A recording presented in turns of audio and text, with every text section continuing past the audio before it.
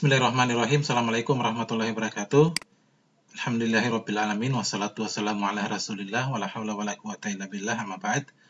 Alhamdulillah, pada kesempatan hari ini kita kembali melanjutkan materi kita untuk mata kuliah perbandingan administrasi negara yang sempat beberapa minggu kita libur karena Hari Raya Idul Fitri. Untuk itu dalam suasana bulan Syawal, di bulan Syawal ini saya mengucapkan minal aidin wal faizin, selamat Hari Raya Idul Fitri 1441 Hijriyah bagi saudara-saudaraku kaum muslimin dan muslimat. Baik, untuk mata kuliah hari ini atau di materi kali ini saya coba akan menjelaskan tentang sejarah perkembangan administrasi negara. Tujuannya agar kemudian kita bisa mengetahui apa sebetulnya yang melatar belakangi munculnya kajian perbandingan administrasi negara. Dan tentu ini ada keterkaitan dengan materi-materi untuk pertemuan-pertemuan berikutnya. Nah, di pertemuan kali ini, di materi kali ini, di sejarah perkembangan perbandingan administrasi negara, saya akan coba menjelaskan 3 hal penting di dalam sejarah perbandingan administrasi negara, sejarah perbandingan administrasi publik. Yang pertama, saya akan menjelaskan tentang bagaimana sejarah perkembangan ilmu perbandingan administrasi negara. Kemudian bagaimana peristiwa penting dan siapa tokoh-tokoh yang mendukung perkembangan perbandingan administrasi negara, dan bagaimana hubungan atau keterkaitan antara sejarah perkembangan administrasi negara dengan tantangan administrasi negara di masa yang akan datang. Ini tentu perlu untuk kita pelajari. Baik, sebetulnya walaupun banyak sekali dokumen-dokumen atau karya-karya yang mengatakan bahwa perbandingan administrasi publik itu baru berkembang dengan pesat setelah Perang Dunia Kedua, namun kita bisa melihat lebih jauh lagi pada pengalaman-pengalaman pelaksanaan pelaporan administrasi publik di Amerika Serikat. Laporan dihasilkan oleh pemerintah Amerika Serikat ini kita bisa lihat dari tahun 1988 misalnya, menunjukkan bahwa praktek analisis perbandingan administrasi negara itu dilakukan. Paling tidak ada 8 laporan yang dibuat dari tahun 1988 sampai dengan 1947 yang ini dibuat oleh pemerintah federal Amerika Serikat. Ini sebetulnya sudah menggunakan analisis perbandingan. Hanya saja pada saat itu analisis perbandingan hanya melihat pada konteks Amerika tanpa kemudian merefleksi pada administrasi negara-negara yang lain. Kenapa kemudian fokus hanya pada negara-negara bagian saja, tapi tidak mau melihat pada pengalaman-pengalaman di administrasi negara lain? Tentu banyak sekali argumen atau konsep dari masalah ini. Namun kemudian pada saat itu berpikir bahwa Amerika menganggap bahwa hanya Amerika yang paling tepat sistem administrasi publik, atau lebih baik untuk kemudian diadopsi untuk administrasi publik di Amerika. Ini yang kemudian oleh para kritisi oleh administrasi publik di Amerika ini dianggap sebagai suatu kelemahan. Karena kalau kita melihat konteks administrasi publik, kita bisa belajar melihat dari berbagai keberhasilan atau kegagalan dari suatu bangsa. Ya, artinya pemerintah Amerika Serikat, standar-standar administrasi publik Amerika ini boleh jadi bisa dikembangkan dari pengalaman-pengalaman pelaksanaan administrasi publik di negara-negara lain.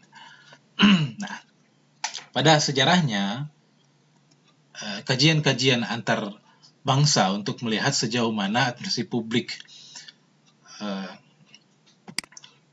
bisa diterapkan di negara-negara lain, ini sebetulnya belum pernah dilakukan.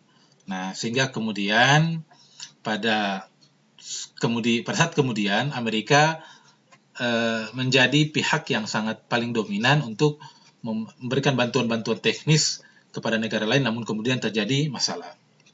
Kita bisa melihat kasus-kasus kebijakan Amerika Serikat di mana mereka mengeluarkan kebijakan di mana Marshall Plan, yaitu kebijakan yang didesain oleh pemerintah Amerika Serikat untuk membantu negara-negara yang ada di wilayah Eropa yang hancur dan terdampak dari Perang Dunia Kedua. Nah, saat itu program Marshall Plan dilakukan, namun ternyata kegiatan ini memberikan pelajaran bagi administrasi publik bahwa standar administrasi publik Amerika sebetulnya belum tentu bisa berjalan dengan baik di negara-negara yang lain. Artinya itu cocok untuk Amerika tapi belum tentu untuk negara lain.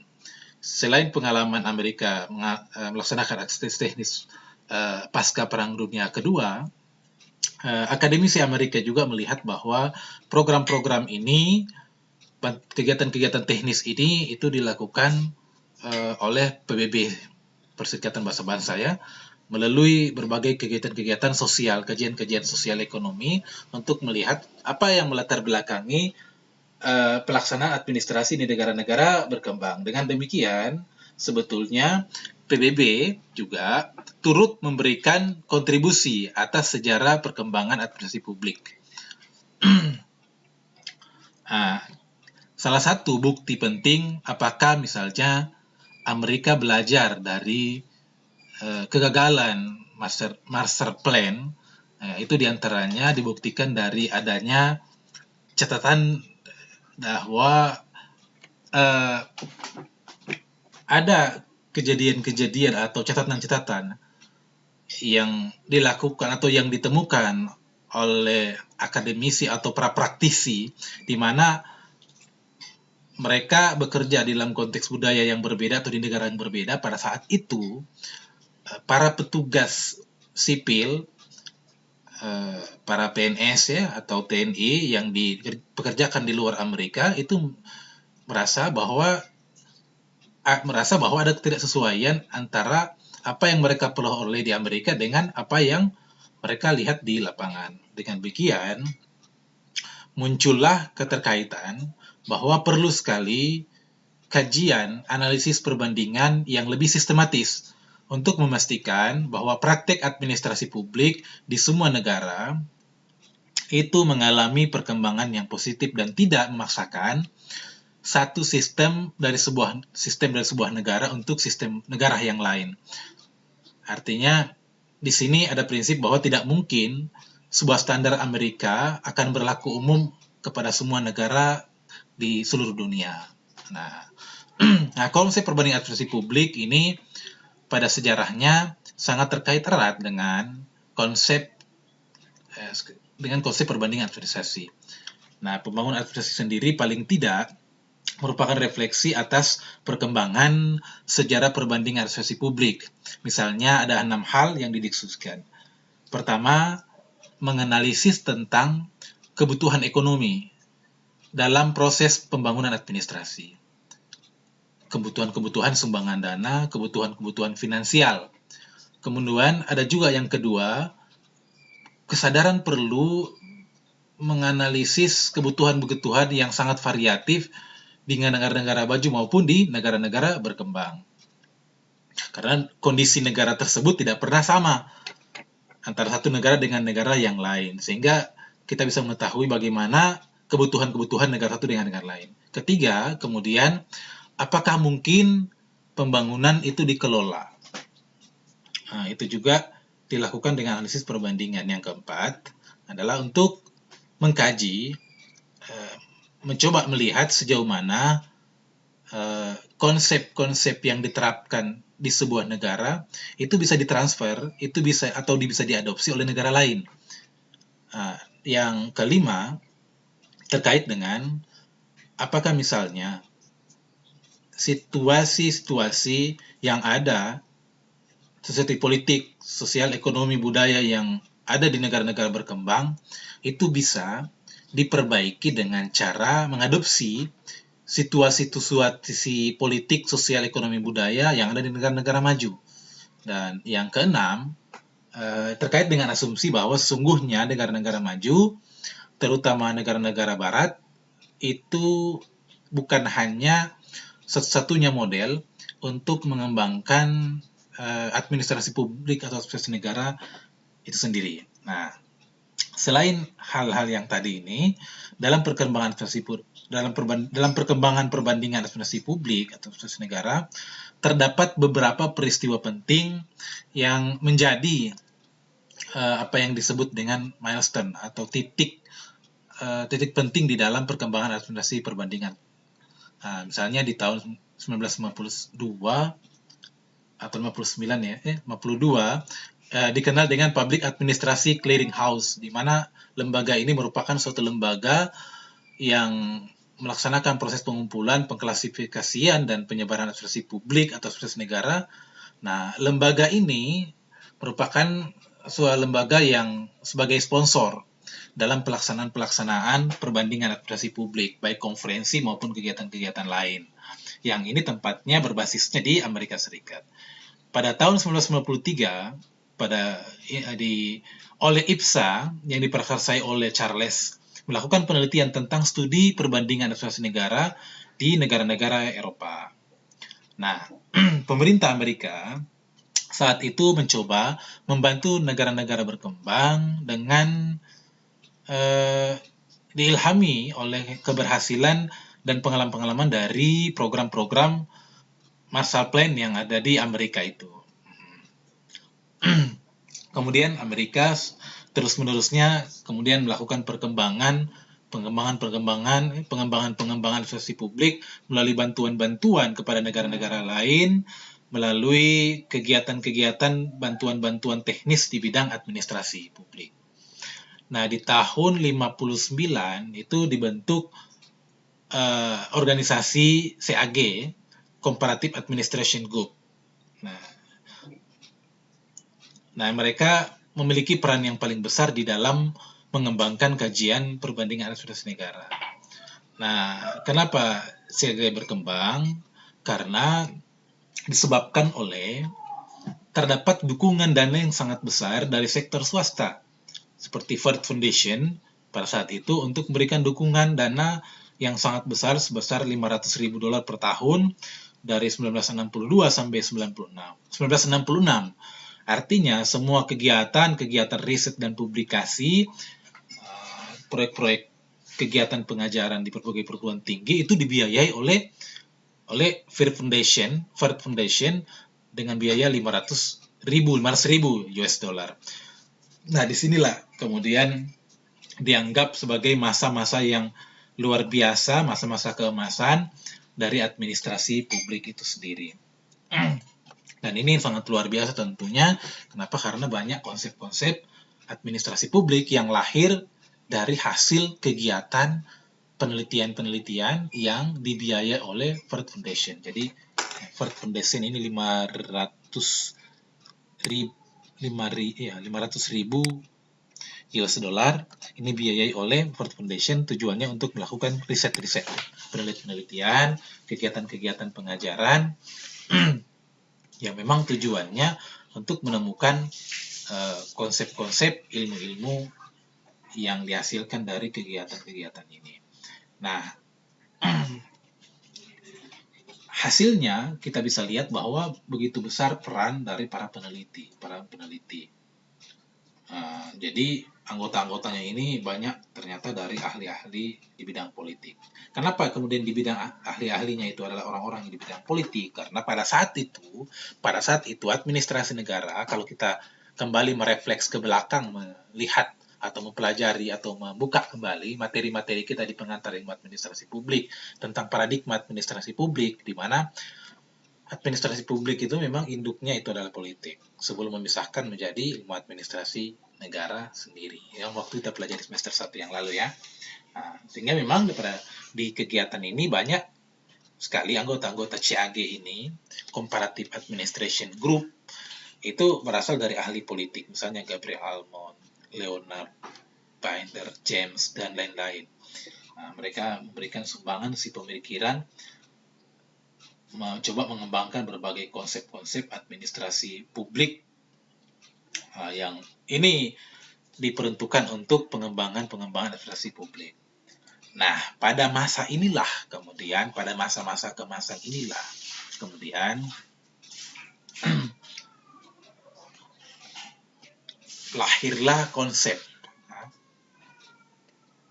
atau 4 kelompok literatur yang dihasilkan di dalam kajian dari hasil kajian ini, Nah, ada 4 kelompok. Kelompok inilah yang kemudian dijadikan sebagai model atau pendekatan model di dalam perbandingan administrasi publik yang insya Allah pekan depan akan saya jelaskan. Yang pertama adalah modified traditional, kemudian development oriented, literatur juga yang masuk di dalam general system model building, dan middle range theory formulation. Nah, pada masa keemasan inilah kemudian dikembangkan semakin banyak konferensi-konferensi. Tahun 72 CAG kemudian bergabung dengan International Committee of the American Society for Public Administration.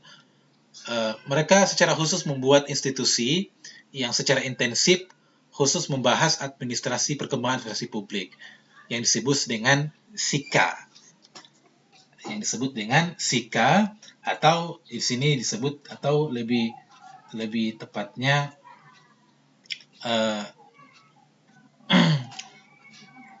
Session on International and Comparative Administration.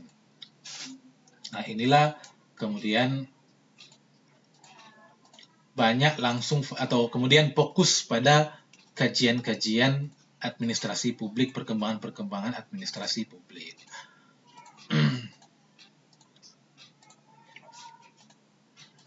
Nah, kemudian kita akan melihat bahwa pada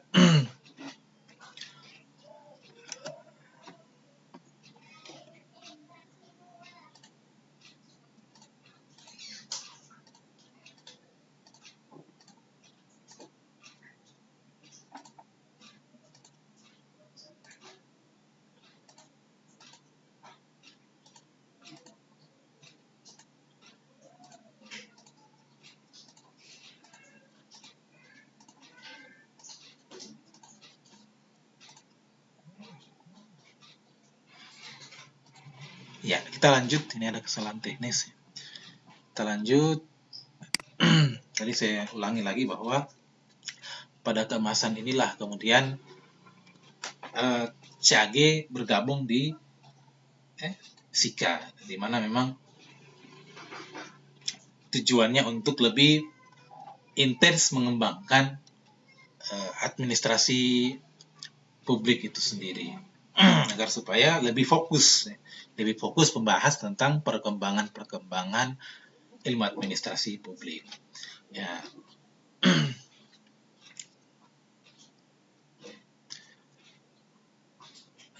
Jadi pada tahun 1960 sampai dengan 1976 ini selalu didiskusikan dianggap sebagai masa keemasan dari perkembangan perbandingan administrasi publik. Paling tidak pada saat itu lebih dari 500 orang akademisi di bidang administrasi publik itu melakukan riset-riset tentang perbandingan administrasi publik. Kemudian hasilnya menyebar luas ke praktek-praktek di beberapa negara, dan kemudian mereka tetap mendiskusikan tentang masalah state building dan national building administrasi di dunia ketiga.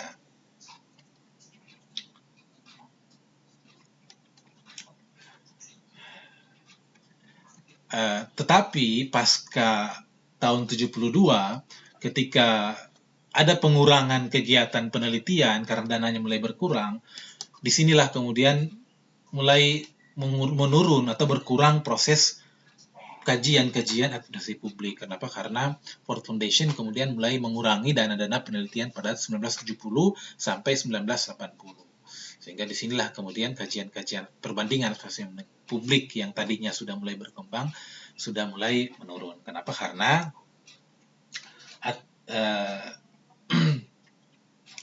akhirnya karya-karya ini sudah mulai berkurang di bidang administrasi, perkembangan perbandingan administrasi publik. Nah, apakah kemudian komparatif public administration kemudian tidak dilanjutkan atau tidak berkembang? Tentu tidak seperti itu, karena pada prakteknya apa yang kita lakukan saat ini, yang berkembang saat ini, administrasi publik yang saat ini berkembang, itu sebetulnya senantiasa belajar dari sejarah yang ada di berbagai atau beberapa negara. Kalau kemudian kita melihat apakah ada relevansi antara administrasi publik di masa lalu dengan saat ini, kita bisa melihat 3 hal ya. Pertama, ke arah manakah operasionalisasi administrasi publik dalam menghadapi tantangan global? Kemudian bagaimana mempersiapkan sosok aparatur yang adaptif terhadap administrasi publik yang modern ini, bagaimana mengupayakan sistem pelayanan publik yang berorientasi kepada kebutuhan dan kepuasan masyarakat. Jadi, artinya sejarah perkembangan administrasi publik di masa lalu itu memberikan proses pembelajaran yang luar biasa yang sampai saat ini tetap diperlukan untuk membantu pengembangan administrasi publik modern atau administrasi publik kontemporer. Nah, masalah-masalah yang saat ini terjadi, persoalan teknologi, globalisasi, integrasi ekonomi global, dan lain-lain, itu sebetulnya bisa dibantu dengan cara melakukan analisis perbandingan. Nah, terkait dengan itu, analisis perbandingan sebetulnya tidak bisa berdiri sendiri sebagai sebuah teori saja.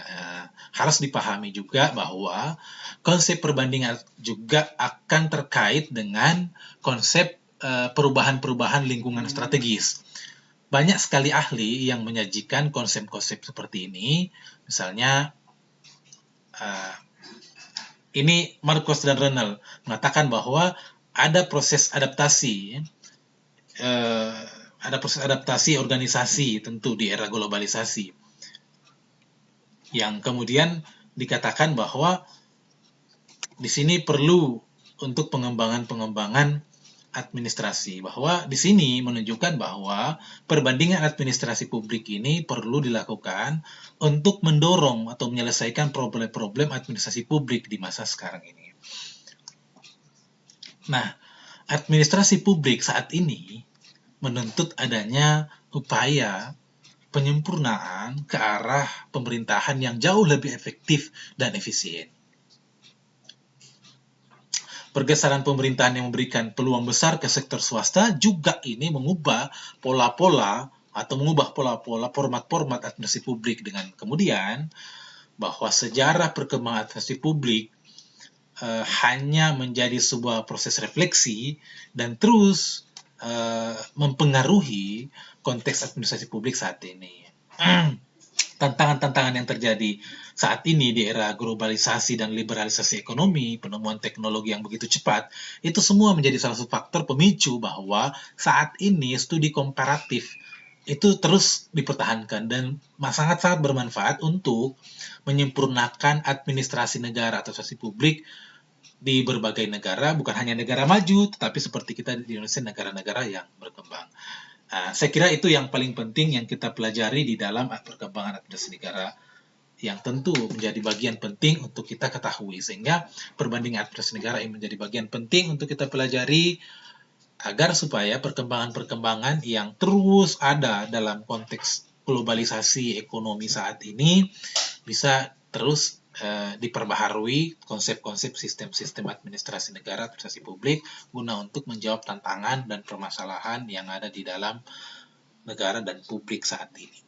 Saya kira itu yang dapat saya sampaikan pada kesempatan ini. Insya Allah akan saya jelaskan tentang teori yang sudah, atau pendekatan atau konsep yang sudah lahir dari apa yang dihasilkan tadi, ya, dari studi yang sudah dihasilkan, kajian-kajian di masa keemasan itu. Apa sih modified traditional, apa sih development oriented, dan seterusnya. Itu insya Allah akan saya jelaskan pada pekan depan. Saya kira itu yang dapat saya sampaikan pada kesempatan ini. Terima kasih atas atensinya, atas partisipasinya.